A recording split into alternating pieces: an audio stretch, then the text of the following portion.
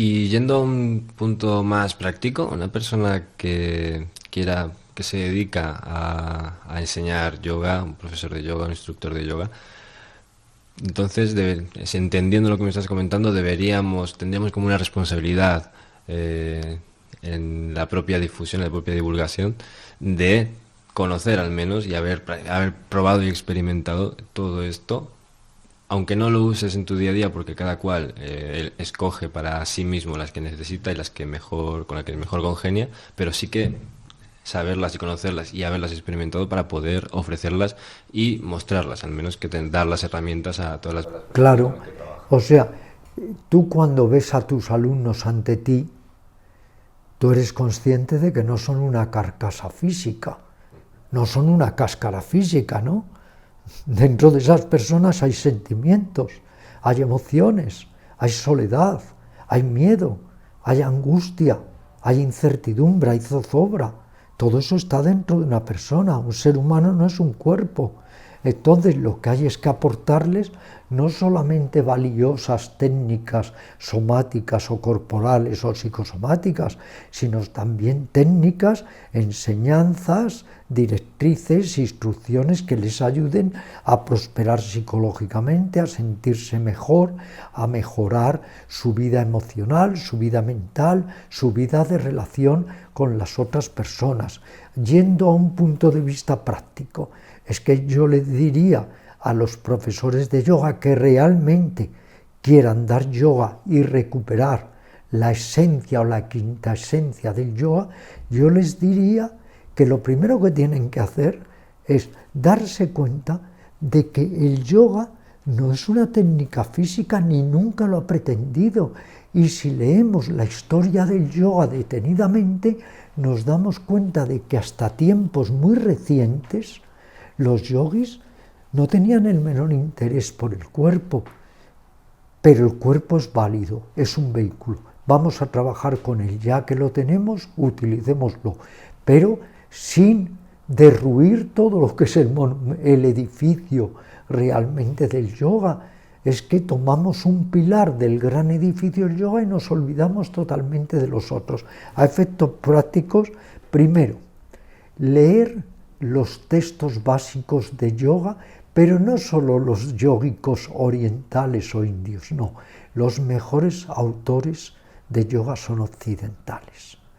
Son solo 4 o 5, pero son inconmensurables, vamos, dicho sin ánimo de menospreciar. Sivananda, Vivekananda, al lado de estos autores occidentales, son un pálido reflejo, no son nada. Lo primero, leer lo que es yoga y darnos cuenta del campo inabordable, del campo inagotable de lo que es el yoga. Que yo he escrito 60 libros sobre yoga y siempre tengo que encontrar nuevas cosas sobre yoga, porque es inagotable, no reducirlo. Segundo, muy importante, practicar con uno. No solo ya el yoga físico, las posturas, la respiración, sino también la meditación. Hoy en día la meditación tiene una penetración inmensa en la sociedad actual. Está de moda a un grado enorme. No hablo del mindfulness. El mindfulness me llega a resultar cargante porque siempre el mindfulness en las empresas, en tal, no. La meditación, que es mucho más que el mindfulness, el Raja Yoga, pues también tratar de investigarlo y de experimentarlo por uno mismo. Tener conocimiento también de los otros yogas, de las otras ramas de yoga, el Karma Yoga, el Jnana Yoga. En suma, yo nunca me he dedicado a la formación, pero si yo algún día, que no lo voy a hacer, me hubiera dedicado, hablo en un supuesto de que me hubiera dedicado a la formación, es que hubiera dado formación del yoga como tal, las diferentes ramas del yoga, las diferentes enseñanzas, las diferentes técnicas del yoga. ¿Puedes comentarnos cuáles son esos cuatro o cinco autores? Es cuatro, Cuatro o cinco autores occidentales. sí, por supuesto. Mira, todos los profesores de yoga tienen que leer 2 libros de Deos Bernard que ahora he conseguido que se reediten en España. que son esenciales, porque él es el único que ha sido capaz de hacer con estos libros una especie de diario de sus propias vivencias y experiencias. Uno de estos libros de Deos Bernas se llama Hatha Yoga y el otro se llama El camino práctico del yoga o el yoga, el cielo está en nosotros. Uno Hatha Yoga y el otro el camino práctico del yoga, o se subtitula o se titula El cielo está en nosotros. Esenciales estos libros. Son impresionantes, no deberían faltar en la biblioteca de ningún practicante de yoga, pero menos de un instructor o profesor de yoga. Luego, leer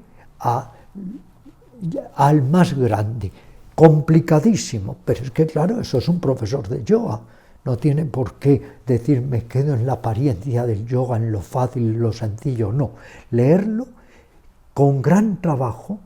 Yo le he leído ese libro como 40 o 50 veces, que es Técnicas de Yoga, de Mircea Eliade, y Yoga, Inmortalidad y Libertad, de Mircea Eliade.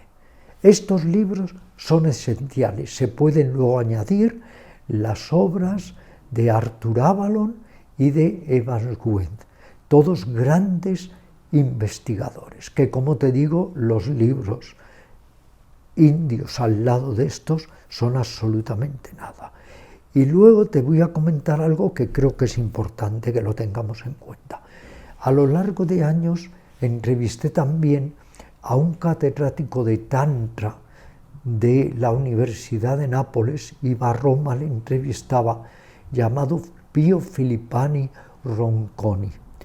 Este hombre tiene publicadas infinidad de libros en italiano, lamentablemente no se han traducido, hablaba 15 idiomas, era un genio. Bien, este hombre siempre me dijo, Ramiro, ya es hora de que Occidente recupere el yoga y lo devuelva de verdad, el verdadero yoga, a la India. Él decía que la misión que tendrían que tener ahora los maestros de yoga en Occidente es recuperar el verdadero yoga, y que cabría la responsabilidad de devolverlo a la India, el verdadero yoga, los maestros, los expertos en Occidente, porque claro, el yoga en la India ya es el mayor desastre. Además, yo no sé si tú has pasado por ello, si tú lo haces, pero yo tengo que ser sincero en este programa, aunque no quiero herir susceptibilidades. Lo más nefasto que ha habido para el yoga, aparte de esto de asociarlo con en la gimnasia, que eso es aberrante, es las empresas de yoga, los monopolios de yoga. Eso es espantoso, eso de verdad es vergonzoso. Y las 100 horas y las 200 horas, y si no puedes dar 100 y 200, pues vamos a dejarlo en 50, pero si puedes vamos a dar 400. ¿Cómo sabemos que todo esto no es putrescible? Es un negocio, eso es mucho peor que vender Coca-Cola. ¿Qué pasa la gente por ello? Eso es lo terrible, por eso hablo de monopolio, porque la gente ahora se ve en un dilema. Los que quieren dar yoga quieren estar avalados por un certificado, por un título, pero eso es terrible, porque entonces se venden títulos y certificados como el que reparte cromos. Y luego una cosa, a la gente hay que decirle la verdad, y la verdad es que hay más profesores de yoga que alumnos. Es que es real, no es una exageración, hay más profesores de yoga que alumnos. ¿Qué pasa entonces? ¿Hay derecho a que se esté abonando a un profesor de yoga 8 euros la clase de yoga? Pero es que conozco infinidad de personas que da en los centros estos culturales, etcétera, 8 euros una clase de yoga. Y luego los macrogimnasios de yoga, eso ya es una atrocidad. El negocio por el negocio, a rentabilizar, a mercantilizar.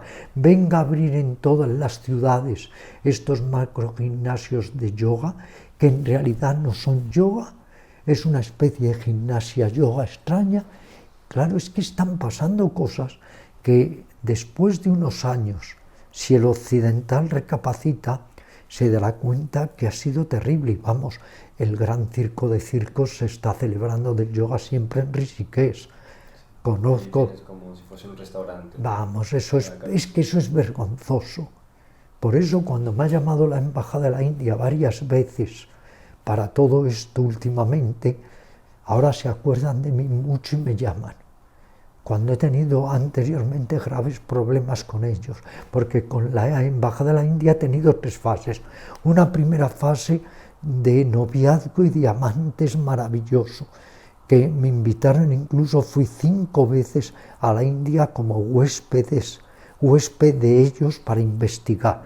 Una segunda fase desastrosa, de un caos de relación imposible, y ahora me están muy a menudo, y yo se lo agradezco mucho por su gentileza, llamando para que me integre, a hablar con el embajador o a ver cómo promover el yoga en España, etc. Si es que yo no quiero promover esa forma de yoga. Claro, si a mí me dicen promueve simplemente el yoga en la Plaza Mayor, hay 80 o 1000 personas haciendo unos cuantos asanas, es que eso para mí no favorece el yoga, lo desfavorece, porque hay mucha gente seria que dice, bueno, ¿esto qué es? ¿Esto es el yoga? Estar haciendo ahí unos cuantos saludos al sol o a la luna. Quizá el problema con esto, en las formaciones de profesores de 200 horas, de 500 horas, este tipo de formación, que son las más extendidas y que todas están avaladas por alguna alianza internacional de algo, al fin y al cabo, enseñan pues un porcentaje ínfimo de una parte, claro, de lo que realmente es el yoga. Y cuando alguien sale de ahí, parece, o sea, yo lo he visto, yo lo he vivido y lo he visto en muchísimas personas, sales con una sensación de que, bueno, una falsa sensación de seguridad de que ya eres profesor de yoga, instructor de yoga, y que ya tienes los conocimientos importantes, y a partir de ahí pues siempre hay margen para mejorar, pero realmente no tienes ni siquiera una base, y realmente solo te enseñan a dar clases en grupo de posturas, y claro, hay más profesores que practicantes. Yo no veo un problema en formarte, pero claro, es que si ser profesor es solo enseñar posturas, entonces no tiene mucho sentido querer enseñar posturas a más personas que también están enseñando posturas. Eso es, pues lo acabas de definir perfectamente. Es que acabas de hacer una presentación clarísima y nítida de lo que es. Simplemente profesores, entre comillas, que lo único que saben es hacer posturas, que enseñan posturas, que los que las aprenden las vuelven a enseñar, sean grupo o privadamente en casas o en clases particulares, y así sucesivamente. ¿Dónde queda ahí la sustancia del yoga? Se ha reducido entonces el yoga a ejercicio.